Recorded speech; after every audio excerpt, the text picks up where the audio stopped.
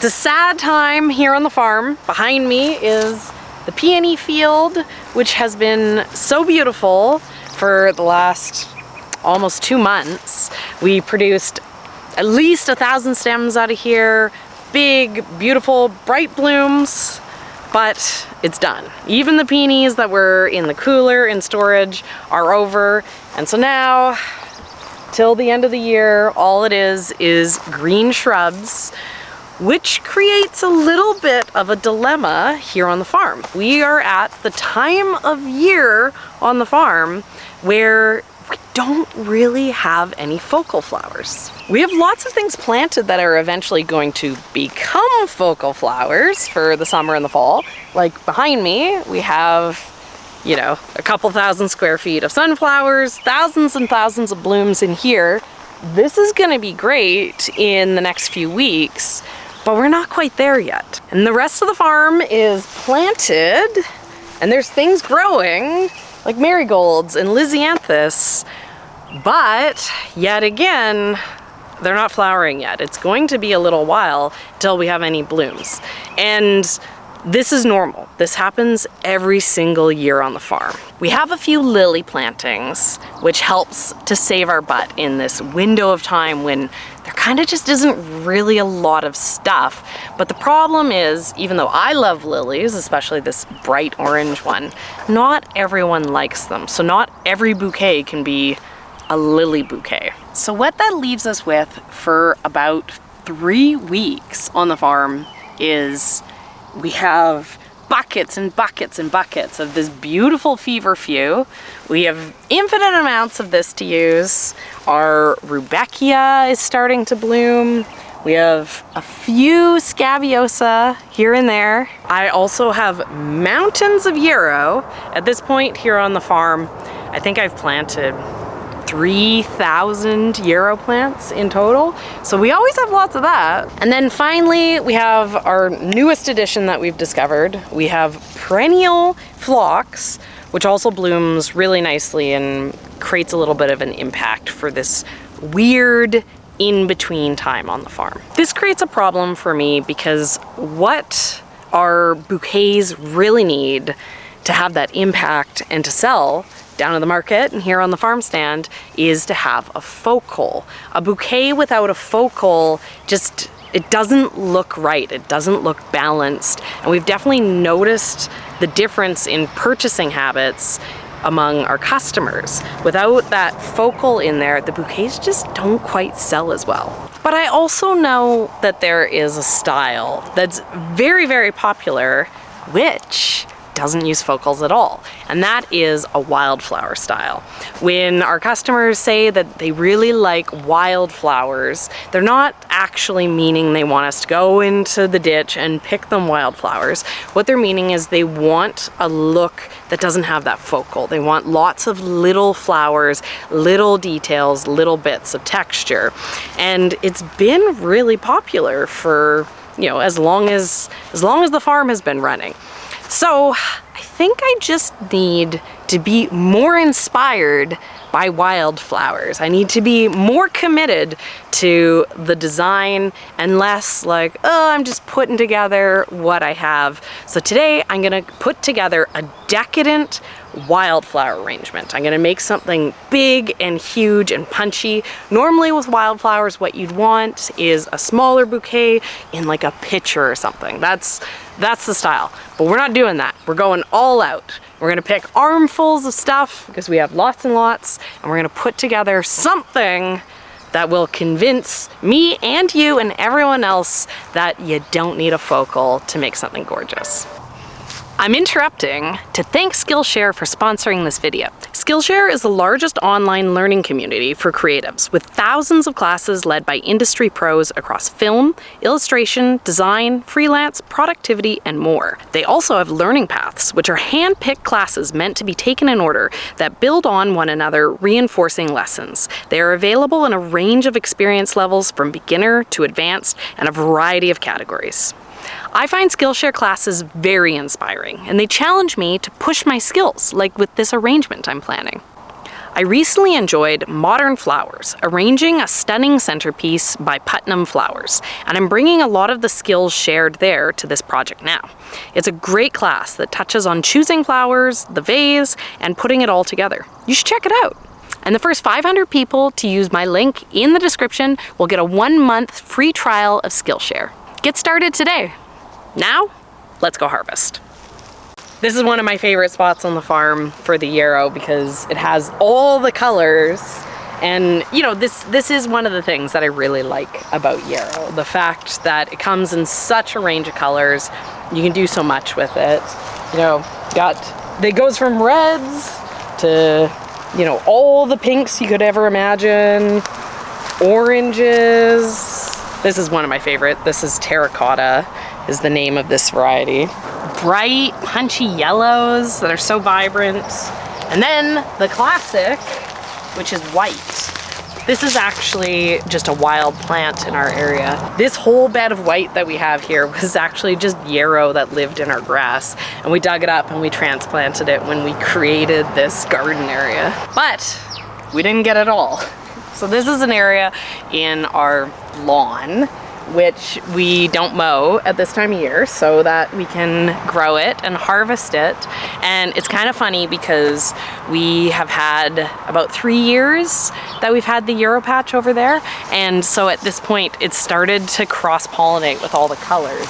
And so this patch over here is actually a light pink. It's obviously the dark pink and the white mixed together, and it's made this really pretty color. So I think my plan for the arrangement is going to be that I'm gonna do mainly whites. I'm gonna use that white phlox. I have the feverfew, which is so pretty, and I have 2 different varieties. I have a double and a single, which will look really nice. So what I'm gonna do is, instead of going for a whole rainbow of yarrow, I'm mainly gonna focus on this white yarrow.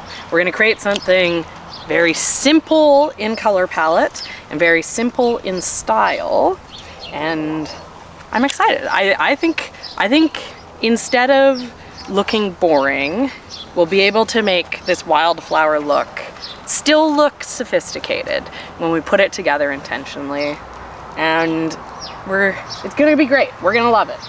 What about some Shasta daisies? Are they too much of a focal? Ooh, actually that's a great idea. Nothing is more of a wildflower than daisies, and I think we actually have a few of them blooming right now.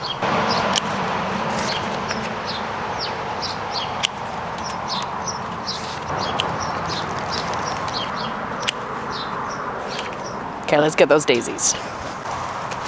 We have these Shasta daisies. These are a double, and I absolutely love them. They're so pretty. But they're also, you know, they can be used as a focal, which we definitely do this time of year in some of the bouquets. But they're still small enough to, I think, really complement like the wildflower look. But we don't want to like do overkill on this. So I mainly want to go for small and texture.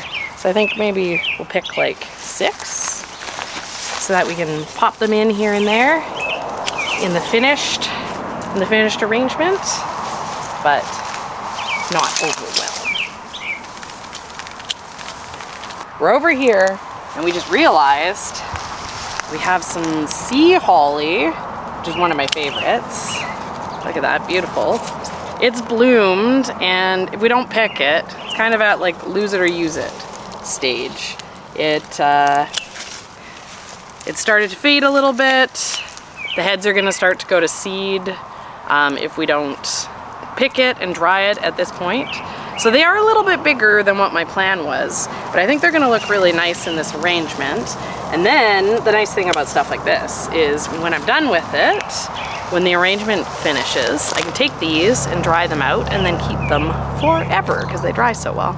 But they'll look really nice with a bit of a blue. I love these phlox. These white ones, I'm pretty sure the name of them is David, and they have a really beautiful smell to them. And one of the things that I love is they kind of just keep opening and opening and opening with these blooms. This is just the first bit opening, but these first blooms will finish and they'll have more and more flushes of blooms behind it. So you can actually get a pretty good window of picking, or if you leave them in your garden, they bloom for a really long period of time. So they're very beautiful plant. They have nice height, very, very easy to grow. You know, great thing for having some flowers this time of year, you know, even if it's just for in home garden.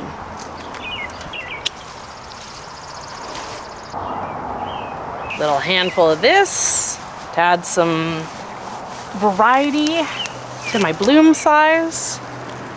I think this is starting to look really good. We just need some feverfew.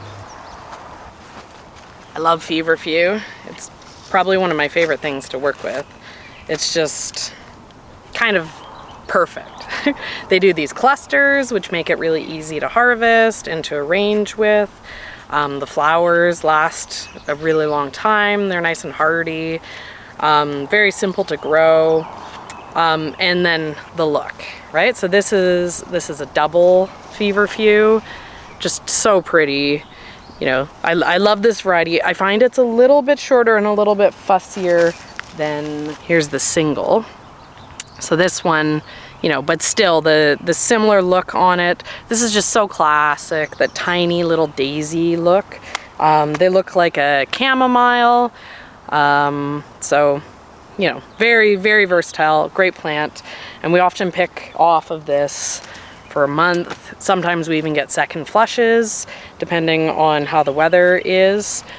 So just a great plant. I want lots of it, lots and lots. And I want the doubles and I want the singles. We have all the flowers that we need at this point, but the most essential ingredient, you can't forget this, you make a bouquet without it and then you don't realize what's missing, is you need greenery. And greenery is extra important when you're working with something that doesn't have a focal. You're really gonna notice it missing. So I found something really exciting down in the wild property beside us. And so let's go do some harvesting. This here is a patch of snowberry, which we use all spring. This is just a wild shrub, and there's an insane amount of it growing here because some trees got cut down. So when we get to this point, when it's getting hot, I actually stop harvesting from here. Because what I do is I go through and I pick kind of like the second, third year type branches. There's not much of it left because I've harvested most of it, but I pick it once it has some side branches, and that kind of thins out. I mean, you can see I've been picking in here for a couple of years. It's obviously I'm not impacting it very much, but I always leave these kind of first, like they don't have any side branches. I don't pick this very often. They're beautiful, especially this time of year when they have their little berries. But I save them because the next year would have side branches and it'd be more impactful. But this isn't what we're gonna pick today. What we're gonna pick is something that only pops up every couple of years when we have a cool, wet spring. And this was one of those years. This is catnip. This is a wild catnip that grows in the area. And catnip is a mint, so it actually makes a really good filler if you harvest it once the flowers are opening. It doesn't really wilt, and you know, I think it looks really pretty. It has this kind of like whitey pink flowers on it, really nice open texture as a filler. The only thing is when you use catnip in your bouquets, your cats are going to want to eat your bouquets. So keep an eye out. Keep an eye out on your cats. They might come and destroy the beautiful thing you put together. So we're gonna get an armful of this, but we're not only gonna use one greenery. We need a bunch of greenery. We want lots of different textures, lots of different colors. You know, the greenery is gonna make a really nice base for us. So we're gonna start here, but we're gonna go see. We're gonna go see what bits and pieces we can find. Greenery is also a difficult one at this time of year. There just isn't as much of it as there is at other times. But we're gonna be creative. We're gonna get something good. What about the cherry saplings over there?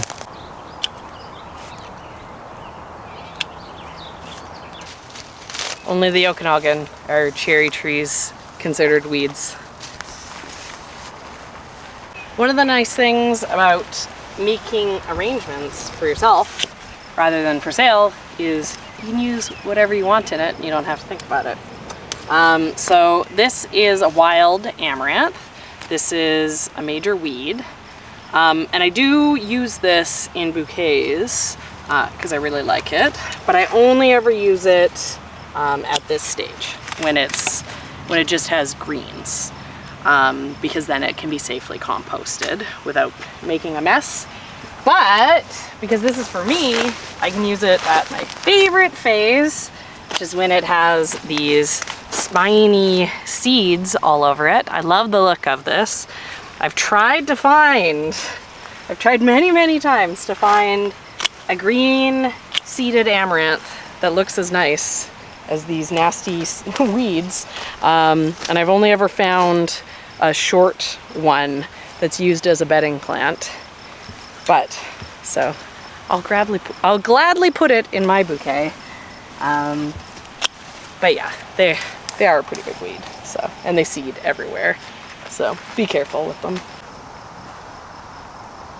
Last year we picked off of this bed for, felt like 3 months. It just, it went and it went and it went, which fair enough. There is like 600 plants in this bed. This is anise hyssop, and you know, it's nice because it makes a nice greenery, but it also has these really pretty blue purple flowers. So I think I'm gonna get a bunch of this. I find that the green and the purple that it has are both like really complementary as well. Mm-hmm. Yeah, because it's like a bright green, right? A bright green and a bright purple. I don't know. They look really pretty in bouquets.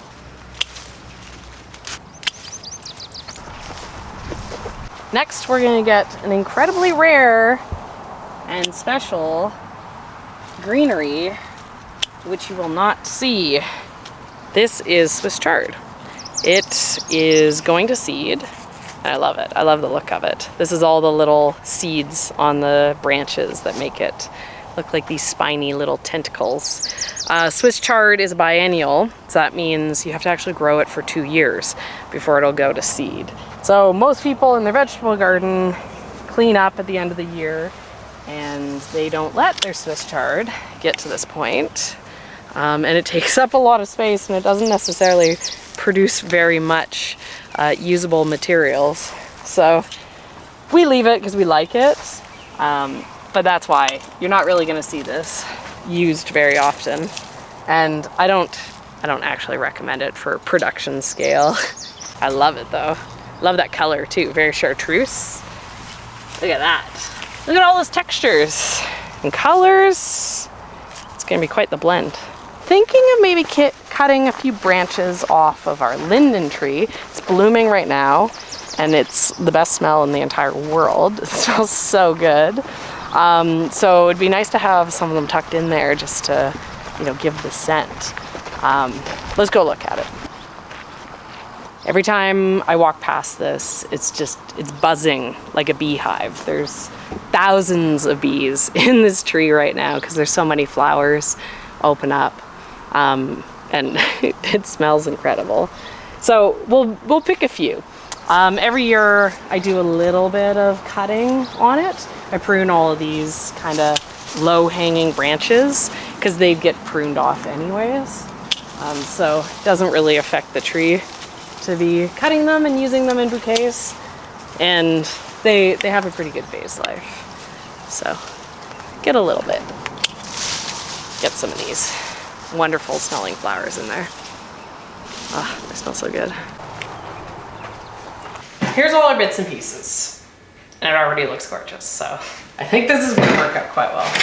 I'm working with my favorite vase that I've been using for everything that I've arranged this year.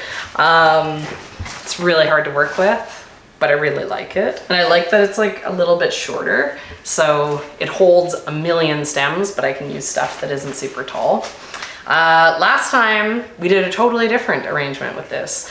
This is like the no focal arrangement. Last time we did an only focal peony arrangement, But I used this ball of chicken wire to support the stems, and it worked really well, even with like big, heavy peonies. So we're going with that technique. This seems to be very successful, and because I use such a large ball of wire, it's pretty wedged in there, so it doesn't really fall off. So the way that I work with doing arrangements is I always start with greenery first. I kind of create a base. And so I think I'm gonna put in the linden tree as the very first ones, because it's shorter and it has like a little bit of movement. So I can kind of put these like along the outside edge and have them like laying out. That's a bit much. You know, one of the things that is tricky, challenging, but is fun to do with arrangements is you create them with like shape where they kind of open up. They don't just, you know, with a bouquet, you know, you're kind of making it very vertical. It works really well to stick it in a vase where it stays vertical. But when you're actually placing stuff piece by piece, you can put them in at an angle. You can create all these different shapes. So you might as well do it. We're working with a vase.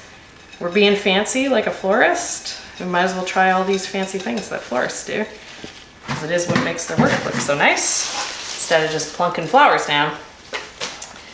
So you want to make sure that everything's in the water, but you know, other than that, you can kind of, you know, put it in however you want. Okay, so I've created an outside edge with the linden all the way around, which I think is going to work really well, because it's going to kind of create, like, it'll still make this visible, because everything else is going to just be kind of piled on. So I don't really need the linden to be, you know, filling the whole area, you know. And then I also, you know, because we got these cherry leaves, those will make really nice vertical pieces. And then we also have the amaranth, which will be nice too for putting some greenery. So one note about these amaranths, you can see they're kind of weepy. They're not super strong. That is because we have not let our flowers rest. Normally, if I am going to sell something, what I do is I pick the flowers and I stick them in water and I stick them somewhere cool for at least 12 hours before I work with them. That'll make it so they're hydrated and, you know, they don't look like this. The amaranth, though, I know hydrates really well. So when I use this in an arrangement, right now, unhydrated, if I stick it in like this and it's all, I'm like, oh, I like the way it's leaning like that, that would be a mistake, because what it's gonna do is it's gonna stand straight up. So I wanna make sure whatever I do with these, I'm keeping in mind that when it's properly hydrated, it's not gonna sit in the same way.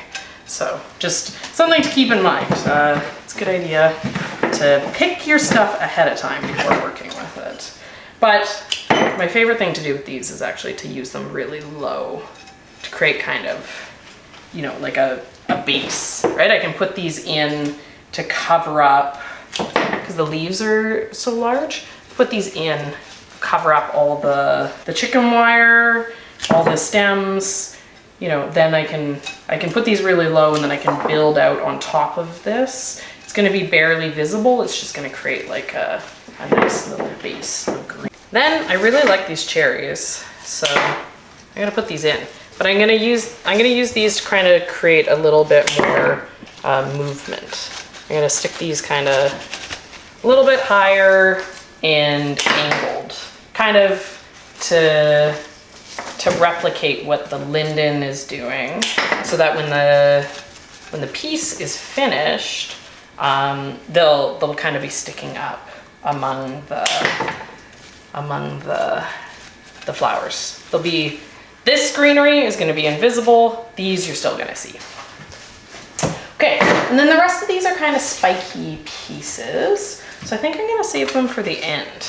This is, you know, we have a really good base there that I'm pretty happy with. The way that I'm choosing what goes next is based on what I want to be the lowest.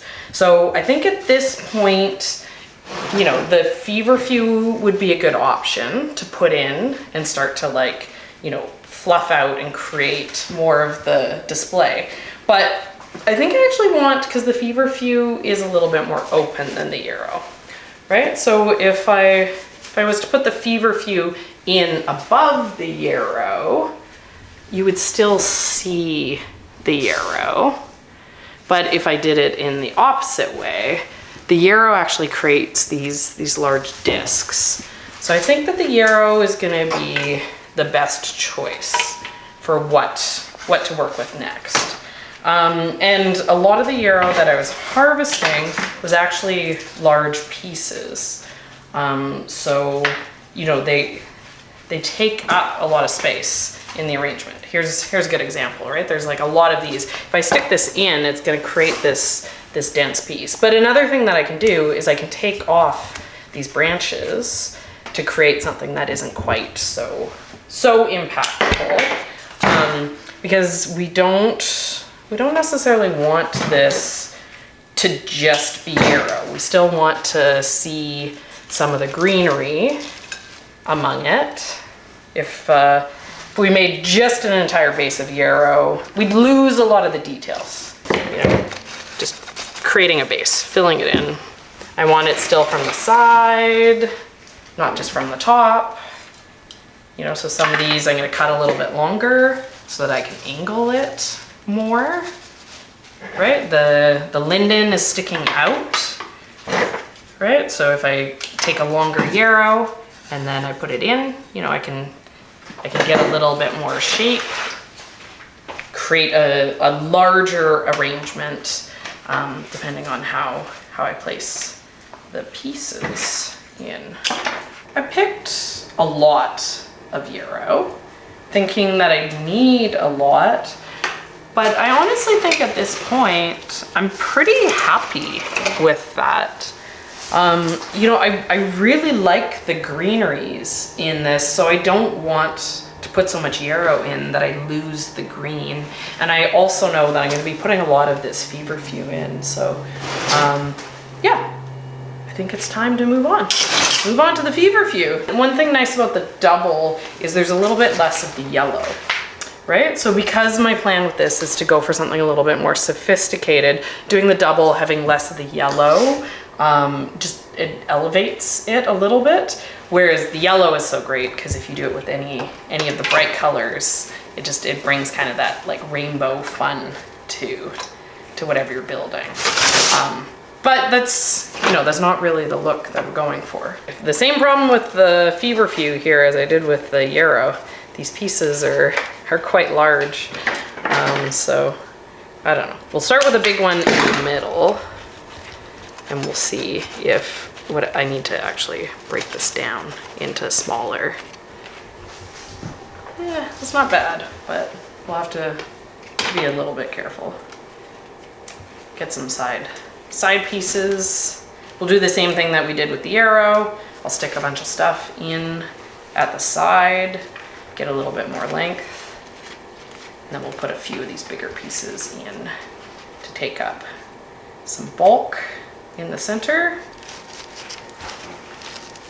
There's just a couple more spots here that I'm filling in, but I really like I think it was the right choice to just do the doubles. Like I put all the double feverfew that I picked in, but I don't feel like it's overwhelming. I can still see the greenery, I can still see the yarrow. I'm pretty happy with that. White, yellow, and green say wildflower bouquet too. I mean, this is not looking very wildflower, in my opinion. I think this is looking, I mean, it's doing exactly what I said I wanted it to. It's showing that the wildflower look it can be elevated. It doesn't have to be something that's casual. You know, and then when we start adding this in, you know, I think it's gonna keep doing the exact same thing. Basically, this is my base, but I feel like I could stop at this and this would be good enough, but we're not going to. We're gonna keep adding Decadent. more. often I'll make a base and then I'll have everything like up high and I'll build out like a whole second layer and you don't even really see the base.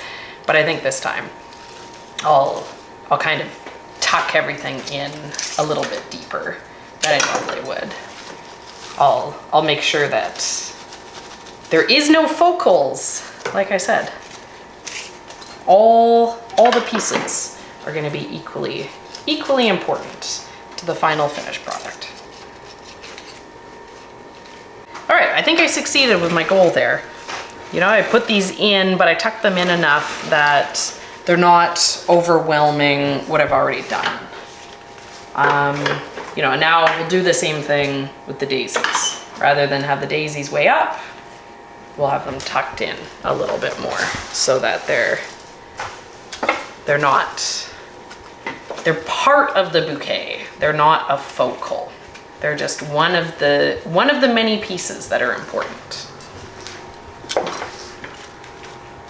I don't have very many of them though, so I have to be a little intentional. I'm liking this enough that I'm tempted to not put in these, but I know I'm gonna like it once I put these in. I'm getting, at this point in an arrangement, I start getting nervous. I start thinking like, it already looks really good. If I keep going, am I gonna wreck it? But like, I never do, right? You know, it's good to follow through on the plan. Keep with the plan, because you can always, if I put this in and then I decide that I don't like it, I can always pull it out. So, let's see. Yet again, we're not gonna let it stick up as much as normally I would want to. We're gonna tuck it in so we don't lose the details of the yarrow and the daisies and the feverfew. I don't know, I think it looks good. I think it's doing what it's supposed to do. Yeah, look at that one there. I think that's looking pretty good. So at this point, we got our other spiky greeneries. And I don't know that I'm gonna use them all.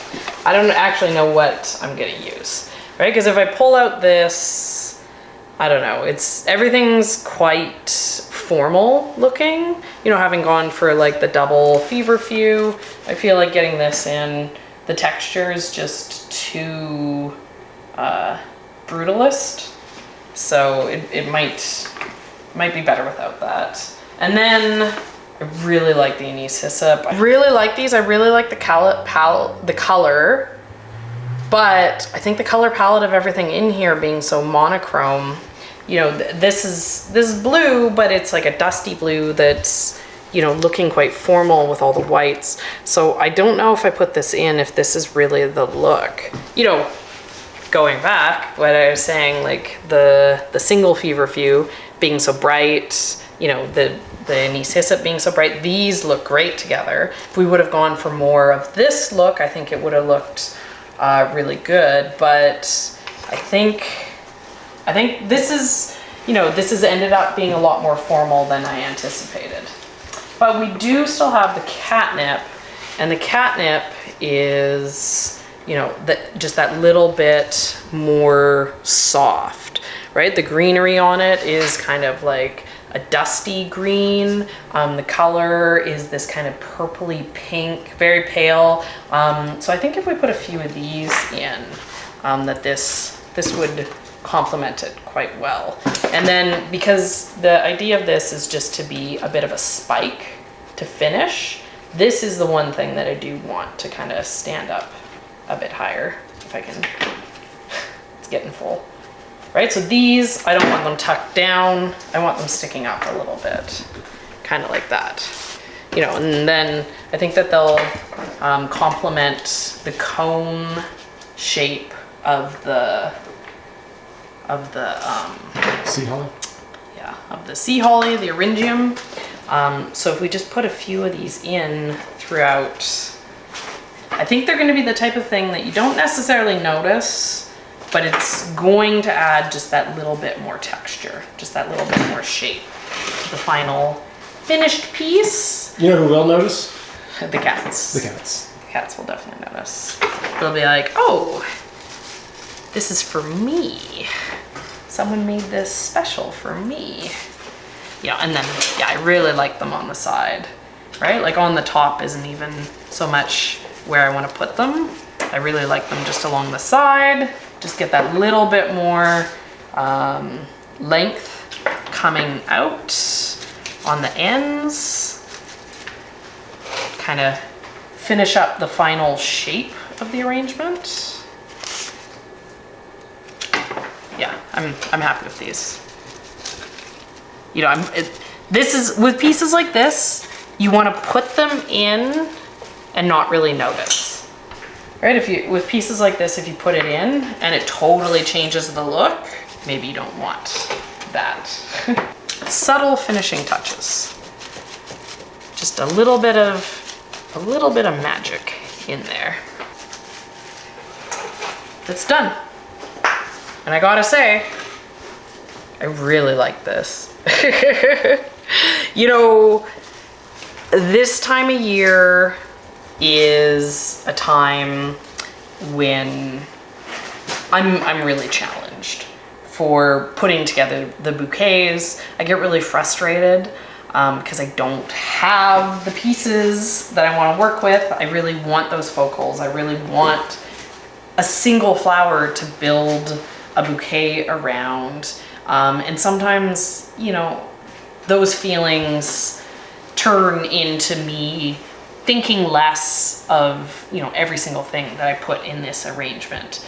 But seeing these going all in together and creating something, you know, that like I almost like this more than if, you know, I had a handful of zinnias to work with.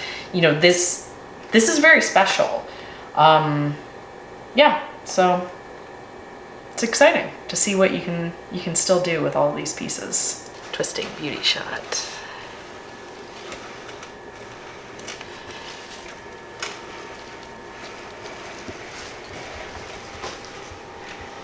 Da, da, da, da, da, da, da. Beauty music.